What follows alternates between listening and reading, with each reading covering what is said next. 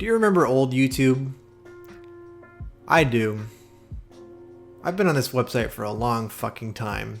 I vividly remember coming home from school one day and hearing on the schoolyard about this website where you could share videos and look at popular and funny videos. I remember being told that it was this crazy website called YouTube, so when I got home I decided to fire up my old Windows XP computer and go on my dial-up internet and look up youtube.com. And what I was met with was just a website with the logo on it and a search bar. Down below there was featured videos that creators had put that gotten a decent amount of views. At the time, getting a video to like 2,000 or 3,000 views was a pretty big deal because not a whole lot of people were using the website at the time. It was from there where I was introduced to the magical world of YouTube. Anything I wanted to search up I could find. Panda bear videos, funny videos, falling down videos, hot girl boob videos. It was everywhere. It was paradise and it was amazing. I went on YouTube every single day after school, and after that I just could not get myself off that website. I've been uploading videos on this site since as long as I can remember. This website has actually played a pretty big part of my life, honestly. It's been probably my biggest source of entertainment since I was a kid. So today on this video, I just want to go ahead and reminisce and look back on the older version of YouTube and a lot of the videos I used to watch as a kid. So hopefully, if you were like me and we watch the same things, you get some crazy nostalgia out of this video, because that's what the purpose of this video is. Initially, during the first couple years of YouTube, there wasn't really what I would call YouTubers. There was off videos and skits being uploaded, as well as videos that went viral. Some of the more famous examples would be Charlie Bit My Finger, Leroy Jenkins, Charlie the Unicorn, you know the deal. These were big one-off hits, but there was tons of meme content back in the day. They used to be called CringeTube. This is where YouTubers like that Haas Zone guy who tried to sue H3, that's where he would come from. And a lot of these people found their niche on this website because they would average around 20 to 40k viewers, and that was a pretty big deal back then. Channels like AVGN and the Nostalgia Critic were also popping up around this time, and this is when you can see the baseline of your now frequent internet content being created. I was so in love with these channels and I wanted to be a part of their little group. It was crazy. Every single week I had new content to watch. I had content from AVGN, Nostalgia Critic, Smosh. I basically had my entire week filled with internet content, because back then they weren't focused on the algorithm. They were just focused on making the best video they possibly could. So they would release 1 or 2 videos a week and that's it. You could easily plan your week around one person's content. Nowadays it's impossible, with Smosh uploading every single day, channels like Rooster Teeth uploading like 3 videos a day. This was back in the early days of Machinima, and they were the ones that were the worst with uploads.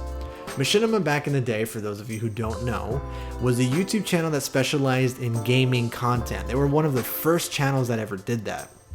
Basically what that means is any skit you wanted to upload in a game, any gameplay footage you wanted to show, this is where CNanners, White Boy 7th Street, they got their big claim to fame, was on Machinima, being put on that website. But they were infamous for uploading 8 to 9 videos a day because they were just really playing that system, and they were signing all the creators that they could just to maximize daily uploads.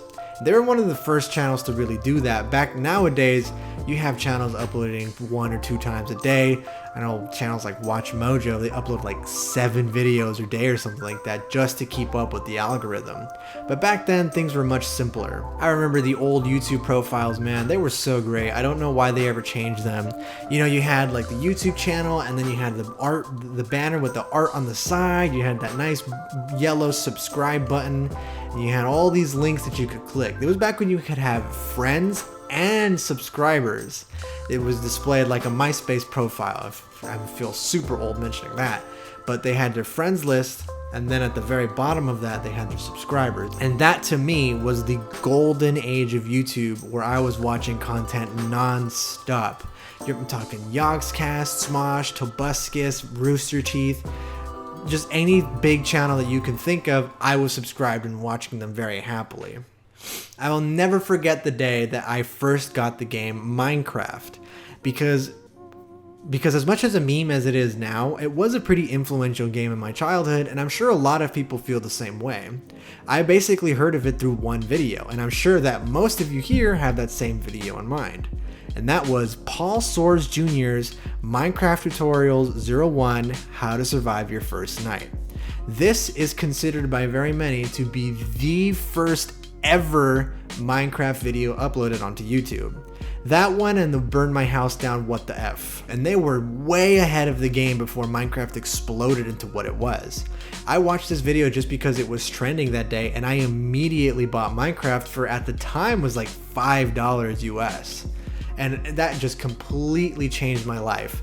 I used to watch this guy's videos every single time they came out because of how informative and funny and well done his tutorials were. Truly, he was ahead of the game when it came to that, and his channel exploded in popularity when Minecraft did.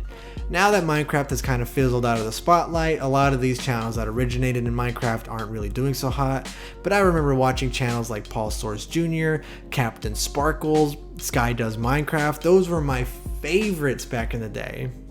But of course, I would be disingenuous to reminisce about my old YouTube habits without bringing up the single content creator that I watched the most. And that person was Toby Turner. Tobuscus, aka Toby Plays, aka Toby Turner, I think was his vlog channel name. This was back in the day where if you were a big personality on YouTube, like iJustine, PewDiePie, Tobuscus, I Has Cupquake, Jenna Marbles, if you were any of those people, you had probably about 3 or 4 channels. You had your main channel where you uploaded your content. So for Tobuscus, it would be like the literal videos and just higher production quality videos. And then if you had a gaming channel, which you would upload Happy Wheels and Minecraft, and you also had a vlog channel. You had 3 separate channels mostly if you were a big YouTuber at the time. And, Tobuscus uploaded daily on his Let's Play and his vlog channel, and you best believe every single day I looked forward to a new vlog or Let's Play. Now, obviously, Tobuscus had a lot of controversy that I'm not really going to get into here, but let's just say that I had already really fallen off of his content by then, and it was a little bit heartbreaking to hear all that, but sometimes that just sort of thing happens. I remember the animation that blew my fucking balls away was Monty Oom's Haloid. This was the first machinima animation thing that I had ever seen on the internet, and it completely blew me away. Nothing like this existed at the time. This level of professionalism with the camera angles, the choreography of the fight scenes, it completely blew everyone away who saw it, and it changed the game for YouTube animation. If you ask any animator nowadays who they were influenced by back then, 9 times out of 10 they would say Monty Oom, because he had his Dead Fantasy series and he did Haloid, and then he eventually went on to work for Red vs. Blue and then Ruby. But you could tell that he was extremely influential to people, and myself included. That Haloid animation got me interested in animation before I quickly learned that it wasn't for me. But watching that just by itself got me really into animation, and it made me want to learn it. For a brief stint on my lifetime on YouTube, I was making short animations in an animation software called Pivot, and that was where you could control stickmen to fight each other or do whatever, and it was a pretty simple animation tool, just I'm lazy. It does make me kind of sad to think about nowadays. YouTube will probably never be that special place that I once had in my heart anymore. Sure, I do keep up with a lot of content nowadays, but it's so difficult to, especially as an adult. Channels are uploading daily now, sometimes 2 to 3 videos a day. It's really hard to keep up with my favorite personalities that I liked before, and a lot of them are losing steam and experiencing content burnout.